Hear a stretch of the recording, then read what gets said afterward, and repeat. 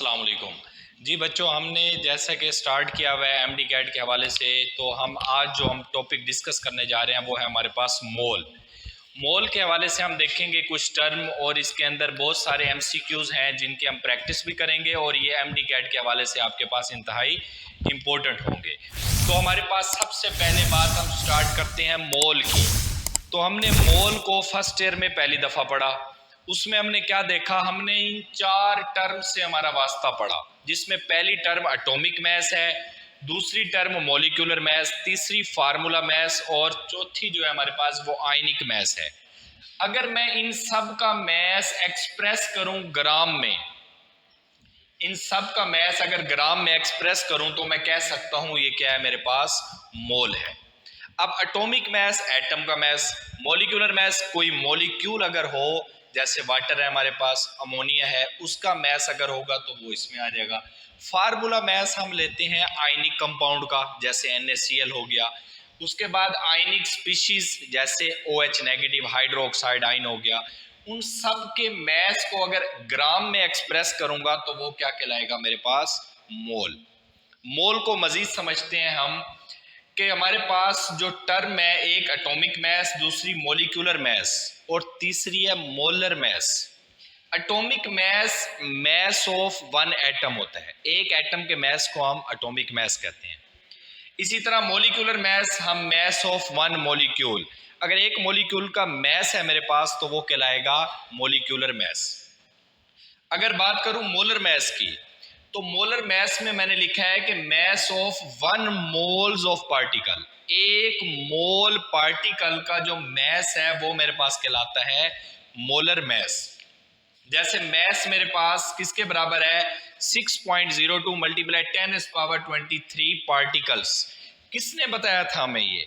तो ये हमें बताया था एवोगैड्रो ने, कि अगर आपके पास किसी भी एटम का, मॉलिक्यूल का, फार्मूला का या आयनिक मैस का अगर आपके पास एक मोल है, तो एक मोल के अंदर कितने नंबर ऑफ पार्टिकल्स होते हैं, 6.02 मल्टीप्लाई 10⁻23।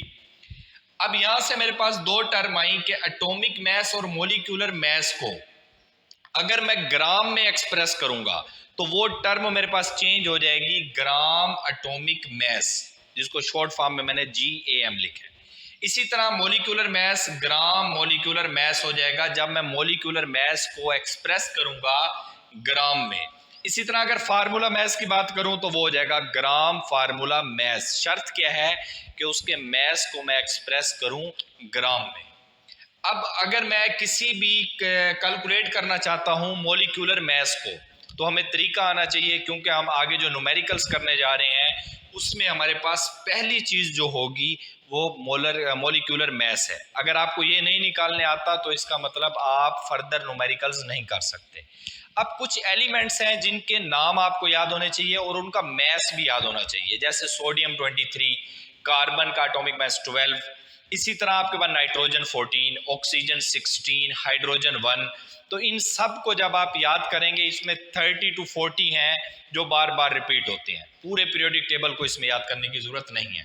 देखो मैं एक एग्जांपल देता हूं, जैसे वाटर है आपके पास, इसका मॉलिक्यूलर मैस मैंने फाइंड करना है, तो हाइड्रोजन का 1 होता है, तो हाइड्रोजन मेरे पास 2 है, तो 2 मल्टीप्लाई बाय 1 प्लस ऑक्सीजन का 16 होता है, तो इनका जब सम करूंगा तो मेरे पास आंसर आएगा 18। इसका मतलब मॉलिक्यूलर मैस ऑफ वाटर कितना है, 18।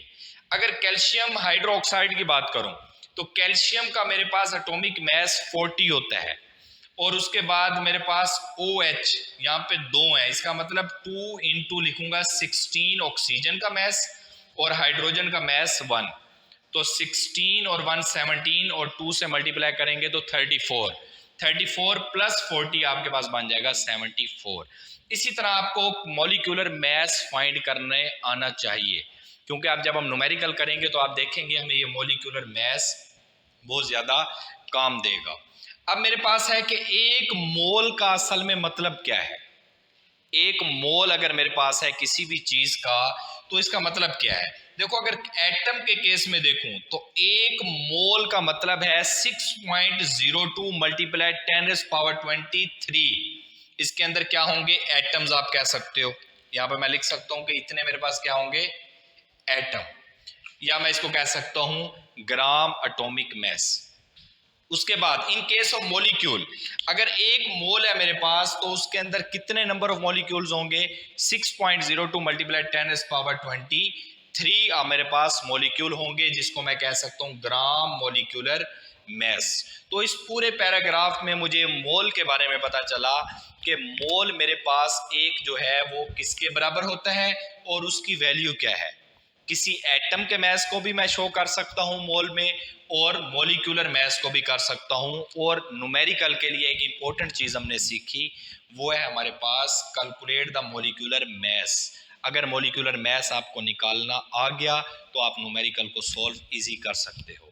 नेक्स्ट हम देखते हैं जी, केस ऑफ गैस हम कहते हैं जी एक मोल हमारे पास बराबर होता है 6.02 मल्टीप्लाई 10⁻23 पार्टिकल्स के।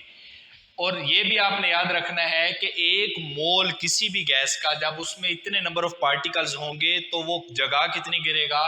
22.4 लीटर। इसका मतलब क्या हुआ कि ये जो वॉल्यूम होगा, ये वॉल्यूम मेरे पास कहलाएगा मोलर वॉल्यूम। कि अगर एक मोल किसी भी गैस का लूं, उसमें नंबर ऑफ पार्टिकल्स होंगे मेरे पास 6.02 मल्टीप्लाई 10⁻23, और वो जगह कितनी गिरेंगे? 22.4 लीटर। और उसके अंदर मैं कह सकता हूं, या डेसीमीटर क्यूब में भी हम ये शो कर सकते हैं। उसके बाद ये वॉल्यूम मेरे पास क्या कहलाएगा? Molar volume. अब हम आते हैं कि मोलर वॉल्यूम हमारे पास किस कंडीशन में ये सेम रहेगा। तो उसने कहा जी कंडीशन आपके पास है स्टैंडर्ड टेम्परेचर एंड प्रेशर। इसका मतलब जब मेरे पास स्टैंडर्ड टेम्परेचर होगा, क्योंकि अगर मैं टेम्परेचर चेंज करूंगा तो आपको पता है गैस पार्टिकल्स जो उनसे है उनके दरमियान अट्रैक्शन चेंज हो जाएगी, प्रेशर चेंज करने से भी चेंज हो जाएगी, जिसकी वजह से वॉल्यूम चेंज हो जाएगा।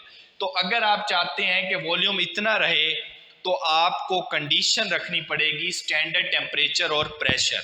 तो याद रखिएगा गैस के लिए जो स्टैंडर्ड टेम्परेचर होता है वो 273 केल्विन और प्रेशर जो है वो 1 atm होता है।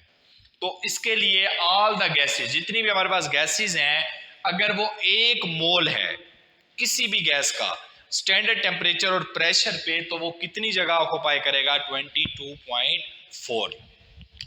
अब हमारे पास कुछ फार्मूलाज हैं जो हमें काम देंगे नेक्स्ट जो हम न्यूमेरिकल सॉल्व करने जा रहे हैं, या जब आप कोई एमडी कैट का पेपर सॉल्व करेंगे तो इस तरह के एमसीक्यूज आपसे पूछे जा सकते हैं। फार्मूलाज के अंदर मेरे पास सबसे पहला मैंने बताया कि एटॉमिक सब्सटेंस के लिए अगर मैंने नंबर ऑफ मोल्स मालूम करने हैं तो मास को ऊपर रखूंगा, डिवाइड कर दूंगा ग्राम एटॉमिक मास से। दूसरा, अगर मेरे पास मॉलिक्यूलर सब्सटेंस किसी मॉलिक्यूल के अंदर मैंने नंबर ऑफ मोल मालूम करने हैं तो मैं मास ऑफ मॉलिक्यूल ऊपर रखूंगा और नीचे ग्राम मॉलिक्यूलर मास रखूंगा। जो मॉलिक्यूलर मास मैंने अभी आपको निकालना सिखाया था, अगर वो वाटर देता है तो वो आपको बताएगा, फॉर एग्जांपल वो कहता है जी 50 ग्राम आपके पास वाटर है, अगर ग्राम में दे रहे हैं आपको, तो आप मास को ऊपर रखोगे। वाटर का मॉलिक्यूलर मास कितना है अभी मैंने आपको फाइंड करना सिखाया था और कहा था कि अगर आपको मॉलिक्यूलर मास ना निकालने आया तो आप न्यूमेरिकल को सॉल्व नहीं कर सकोगे। तो हमने देखा था वाटर का हमारे पास मॉलिक्यूलर मास 18 आया था। इसका मतलब 50 मैं ऊपर रखूंगा, नीचे 18 रखूंगा, इसको डिवाइड करूंगा तो मुझे नंबर ऑफ मॉलिक्यूल्स का पता चल जाएगा। इसी तरीके अगर नंबर ऑफ एटम्स फाइंड करने हो तो वो आपको एटम का मास देगा और आप क्या नीचे उसका एटॉमिक मास लिखोगे। जैसे आपको सोडियम दे देते हैं, 50 ग्राम सोडियम है आपके पास और वो कहता है जी इसका नंबर ऑफ मोल निकाल के दो, तो आप क्या करोगे 50 ऊपर रखोगे। एटॉमिक मास कितना होता है सोडियम का 23, इसको डिवाइड करोगे तो आपके पास नंबर ऑफ मोल्स आ जाएंगे। इसी तरह आपके पास है हमारे पास नेक्स्ट फार्मूला कि अगर नंबर ऑफ पार्टिकल्स आपने मालूम करने हैं तो आप उसके अंदर मोल मालूम करने के लिए n को डिवाइड कर दोगे एवोगैड्रो नंबर से। फोर्थ हमारे पास है जी हमारे पास कि अगर नंबर ऑफ मोल्स मालूम करने हैं तो आप गैसियस सब्सटेंस के लिए तो आप वॉल्यूम को ऊपर रखोगे और डिवाइड करोगे। और ये भी याद रखना है कि वॉल्यूम आपके पास कौन सा होना चाहिए, ये इंपॉर्टेंट कंडीशन है, स्टैंडर्ड टेम्परेचर और प्रेशर पे होना चाहिए, तब ये फार्मूला ओबे होगा। और नीचे आपने डिवाइड करना है 22.4 लीटर से। इसी तरह आपके पास अगर हम अब कुछ देखते हैं न्यूमेरिकल्स जो आपसे पूछे जा सकते हैं। हम देखते हैं कि हमने जितना पढ़ा उसके अंदर हमारे पास सोल्व किस तरह से हम कर सकते हैं। Number 1, calculate the number of moles in 393 gram of H2SO4 sulphuric acid. अब इसके अंदर हमें दिया गया है कि सल्फ्यूरिक एसिड है हमारे पास और उसका हमें ग्राम्स भी दिए गए हैं 393 ग्राम्स, और पूछ रहा क्या है, नंबर ऑफ मोल्स। तो आपने किस में निकालने हैं number of moles? Sulphuric acid में। तो सल्फ्यूरिक एसिड आपके पास एटम है या मॉलिक्यूल है? तो आप सब जानते हैं कि ये मॉलिक्यूल है, तो यहाँ पे फार्मूला मेरे पास ये वाला लगेगा कि नंबर ऑफ मॉलिक्यूल मैंने फाइंड करने हैं। मैस मुझे उन्होंने दिया हुआ है, कितना है जी? 393 gram divided by gram molecular mass. फिर बात वहीं आ गई कि मोलिकुलर मैस हमें H2SO4 का निकालना पड़ेगा। तो ये निकालने के लिए मैं जानता हूं कि हाइड्रोजन का एटॉमिक मैस 1 होता है मल्टीप्लाई बाय 2, प्लस सल्फर का आपके पास होता है 32, ऑक्सीजन एक का 16 होता है मल्टीप्लाई बाय 4। तो इसको आप क्या करोगे, इसका सम करोगे, जो भी आंसर आएगा आप उसको इस जगह पे पुट करके नंबर ऑफ मॉलिक्यूल जो से है वो फाइंड कर लोगे। तो इसका मतलब कि जो हमने ऊपर फार्मूलाज पढ़े हैं उसको यूज करते हुए हम न्यूमेरिकल को इजीली सॉल्व कर सकते हैं। इसी तरह जो नेक्स्ट मेरे पास न्यूमेरिकल है उसमें कहता है calculate the number of moles in 44.8 litre of CO2 at standard temperature and pressure. इसका मतलब यहाँ पे आपने गैस आपको दी गई है, तो गैसियस सब्सटेंस के लिए हमने अभी फार्मूला पढ़ा था कि नंबर ऑफ मोल्स मालूम करने हैं, तो वॉल्यूम जो स्टैंडर्ड टेम्परेचर और प्रेशर पे दिया गया आपको उसको ऊपर रखो और डिवाइड कर दो 22.4 लीटर या डेसीमीटर क्यूब से। इसका मतलब इसको सॉल्व करने का इजी तरीका है, मेरे पास ये फार्मूला यूज होगा, N is equal to volume कितना दिया हुआ है 44.8 litre divided by at standard temperature and pressure. तो स्टैंडर्ड टेम्परेचर और प्रेशर पे वॉल्यूम ये दिया गया है, इसको आप डिवाइड करोगे 22.4 लीटर से, तो आपके पास नंबर ऑफ मोल्स आ जाएंगे। ये आप कैलकुलेट करके इसको इजीली फाइंड कर सकते हो। तो यहाँ पे हमने ये सीखा कि हमारे पास न्यूमेरिकल सोल्व करने के लिए जो फार्मूलाज हमें आने चाहिए वो हमारे पास ये हैं। अगर कोई एटम दे देता है तो उसका मैस देगा, मैस को ऊपर रखोगे, उसके एटॉमिक मैस को नीचे रखोगे, डिवाइड करोगे, नंबर ऑफ मोल्स आ जाएंगे एटम में।